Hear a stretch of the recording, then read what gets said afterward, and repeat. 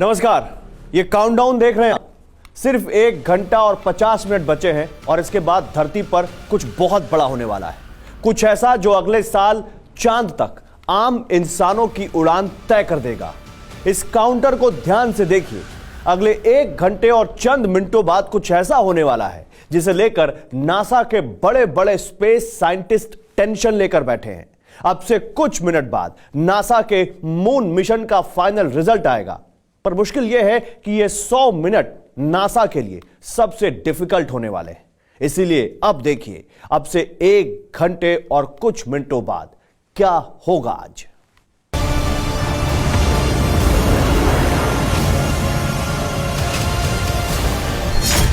Moon mission का final result, ये 100 minute सबसे डिफिकल्ट।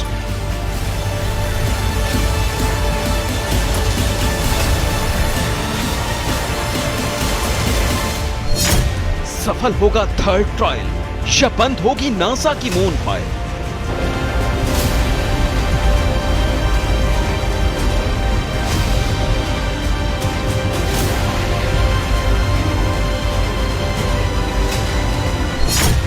साइंटिस्ट की सांस अटकी है। नासा के लिए ये मुश्किल की घड़ी है।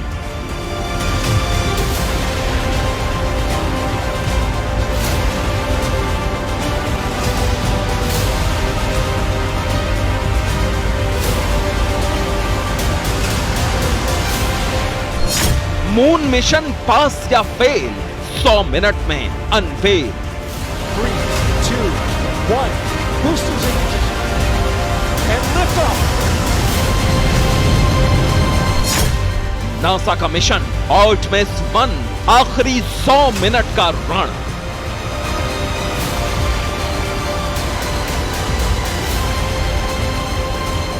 सिर्फ 1 घंटा 40 मिनट, यानी सिर्फ 100 मिनट और बाकी बचे हैं। आज रात ठीक 11:10 पर नासा का मून मिशन पूरा होगा। चिंगारियों और शोलों के बीच लोहे को पिघला देने वाले टेम्परेचर से 2 गुना गर्म नासा के स्पेशल स्पेसक्राफ्ट का कैप्सूल पैराशूट के सहारे प्रशांत महासागर में गिरेगा।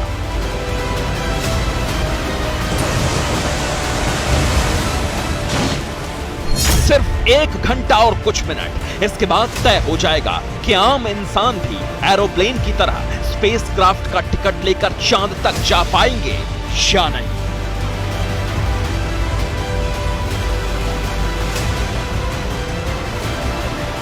सिर्फ 1 घंटा और कुछ मिनट बाद यह पता चल जाएगा कि 40,000 किलोमीटर प्रति घंटे की स्पीड से धरती की तरफ लौटता कैप्सूल जब समंदर के पानी से टकराएगा तो क्या होगा।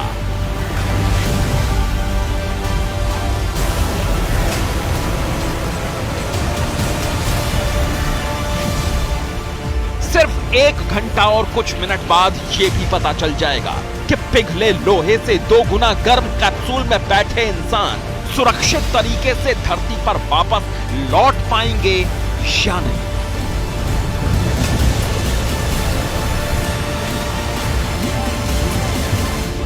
सिर्फ 1 घंटा और कुछ मिनट बाद यह भी पता चल जाएगा कि मून मिशन अपोलो 17 के 50 साल बाद 2024 में अमेरिका इंसानों को चांद पर भेज भी पाएगा या नहीं।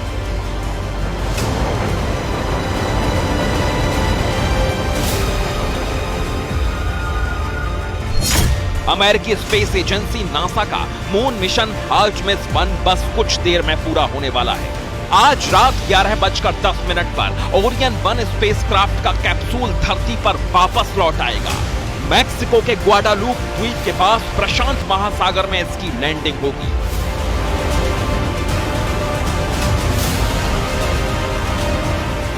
नासा ने 25 दिन पहले 15 नवंबर को तीसरी कोशिश में आर्टेमिस 1 मिशन लॉन्च किया था।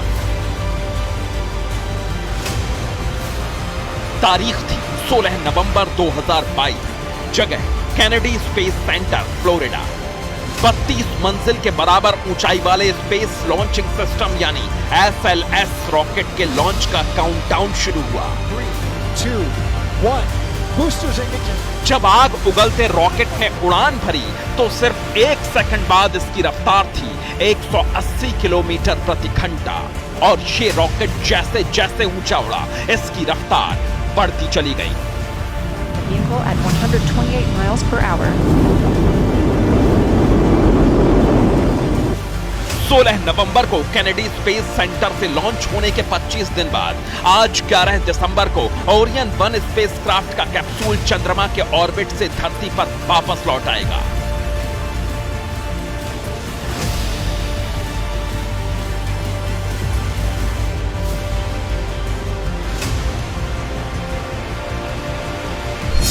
भारतीय समय के अनुसार रविवार रात 11:10 पर इस कैप्सूल की लैंडिंग मैक्सिको के ग्वाडालूप द्वीप के पास प्रशांत महासागर में होगी। नासा के वैज्ञानिक कई दिन से इस वक्त के लिए तैयारी कर रहे हैं।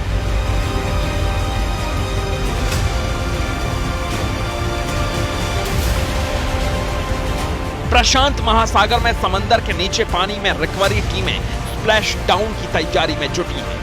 किसी स्पेसक्राफ्ट की लॉन्चिंग के बाद सबसे अहम पड़ाव उसके वापस आने का होता है, क्योंकि वापस लौटते वक्त ही स्पेसक्राफ्ट को सबसे ज्यादा रिस्क होता है। लौटते वक्त स्पेसक्राफ्ट का धरती के उस कवच से सामना होता है जो पृथ्वी पर आने वाले एस्टेरॉइड्स को भी जलाकर भस्म कर देता है।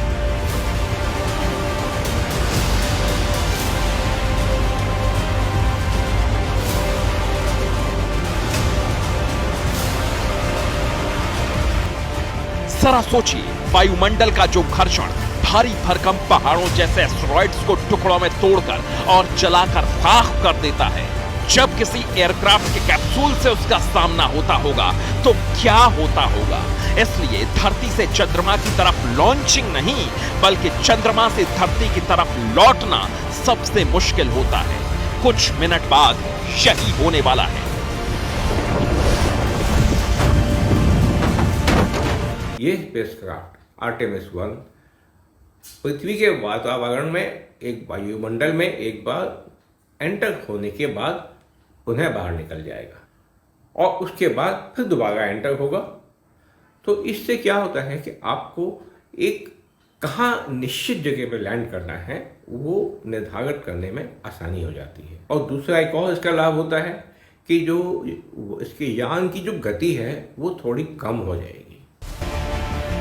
कुछ देर बाद जब नासा के मून मिशन का कैप्सूल धरती के वायुमंडल में दाखिल होगा तो उसकी बाहरी सतह का टेम्परेचर किसी ज्वालामुखी के लावे की तरह होगा। राहत की बात इतनी है कि इस बार इस ओरियन 1 कैप्सूल में कोई जिंदा अंतरिक्ष यात्री नहीं है, बल्कि इंसानों जैसे 3 पुतले हैं। इन पुतलों में कई तरह के सेंसर लगे हैं जो कंपन, रेडिएशन, झटके समेत कई और चीजों के आंकड़े जुटाएंगे।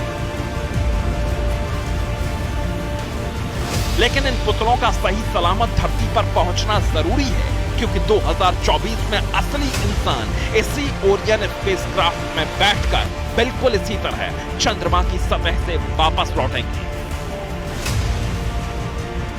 आर्टेमिस 1 के उद्देश्य कहीं अधिक विस्तृत हैं। को चंद्रमा तक जाना था लेकिन लैंड नहीं करना था।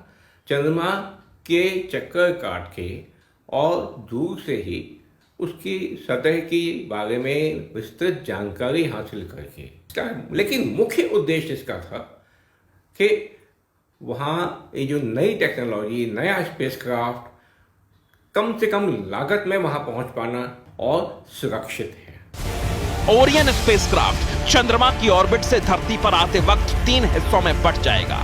पहला हिस्सा होगा लॉन्च एबॉर्ट सिस्टम का, दूसरा क्रू मॉड्यूल और तीसरा सर्विस मॉड्यूल। जैसे ही स्पेसक्राफ्ट चंद्रमा के ऑर्बिट से अंतरिक्ष में प्रवेश करेगा, सबसे पहले नाक की तरह दिखने वाला लॉन्च एबॉर्ट सिस्टम उससे अलग हो जाएगा।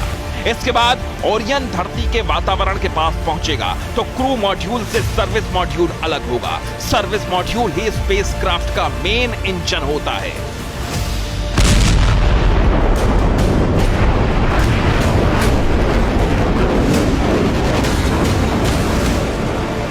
जब ओरियन क्रू मॉड्यूल धरती के वातावरण की तरफ बढ़ेगा तो उस वक्त उसकी स्पीड 40,000 किलोमीटर प्रति घंटे की होगी, यानी आवाज की रफ्तार से 32 गुना ज्यादा।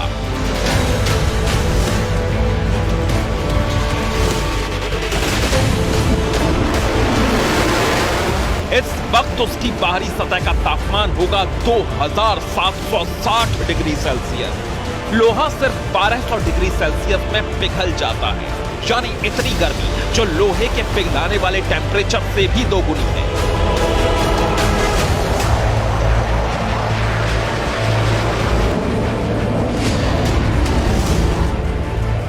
लेकिन क्रू मॉड्यूल में लगी हीट शील्ड या विशेष तरह की कोटिंग कैप्सूल को इतनी गर्मी से बचा लेती है।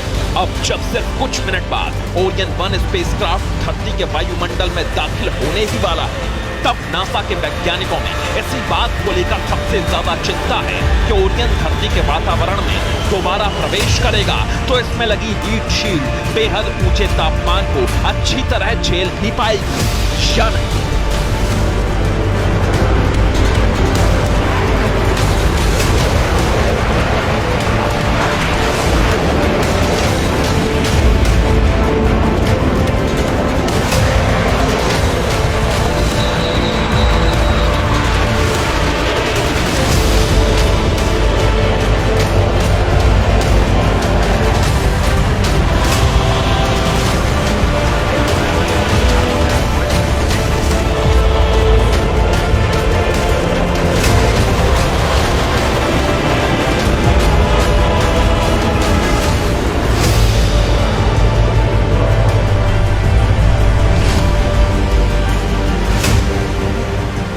अब सवाल है कि इतनी गर्मी सहने के बाद और इतनी तेज स्पीड से धरती की तरफ बढ़ने के बाद नासा का ओरियन 1 स्पेसक्राफ्ट धरती पर सेफ तरीके से कैसे लैंड होगा।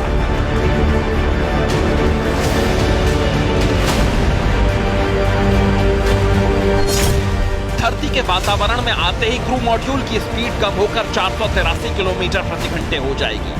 धरती से 8 किलोमीटर की ऊंचाई पर इसमें लगे 3 पैराशूट खुल जाएंगे ताकि समंदर में आसानी से लैंडिंग हो सके। जब कैप्सूल कुछ मिनट बाद हिंद महासागर में गिरेगा तब इसकी स्पीड सिर्फ 32 किलोमीटर प्रति घंटे तक हो चुकी होगी।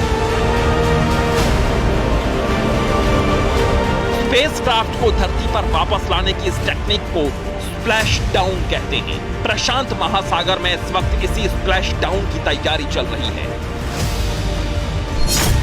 मैक्सिको के ग्वाडालूप द्वीप के पास प्रशांत महासागर में इस वक्त अमेरिका का ट्रांसपोर्ट डॉक USS पोर्टलैंड मौजूद है। इसी शिप से स्पेसक्राफ्ट कैप्सूल को टेक पर लाया जाएगा।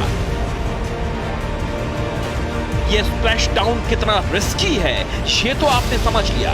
अब ये भी समझ लीजिए कि नासा के लिए ये मून मिशन इतना जरूरी क्यों है।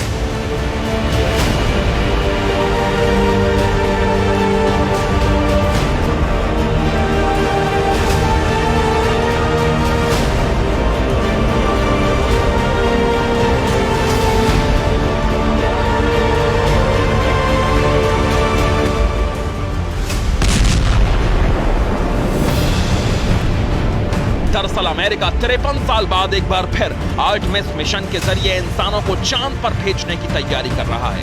इसलिए असली इंसानों को चांद पर भेजने से पहले ये फाइनल टेस्ट है। आमतौर पर क्रू कैप्सूल में एस्ट्रोनॉट्स रहते हैं, लेकिन इस बार ये खाली है क्योंकि आर्टेमिस 1 मिशन एक टेस्ट फ्लाइट है। इसमें किसी जिंदा अंतरिक्ष यात्री को नहीं भेजा गया है। 25 दिन 11 घंटे और 36 मिनट का मिशन पूरा करने के बाद ये वापस धरती पर लौट रहा है। ये स्पेसक्राफ्ट अब तक कुल 20,92,147 किलोमीटर का सफर तय कर चुका है। 2024 के आसपास आर्टेमिस 2 को लॉन्च करने की प्लानिंग है। इसमें कुछ एस्ट्रोनॉट्स भी जाएंगे, लेकिन ऐसा तभी मुमकिन हो पाएगा जब सिर्फ कुछ मिनट बाद आर्टेमिस 1 मिशन सफलता से पूरा हो जाएगा।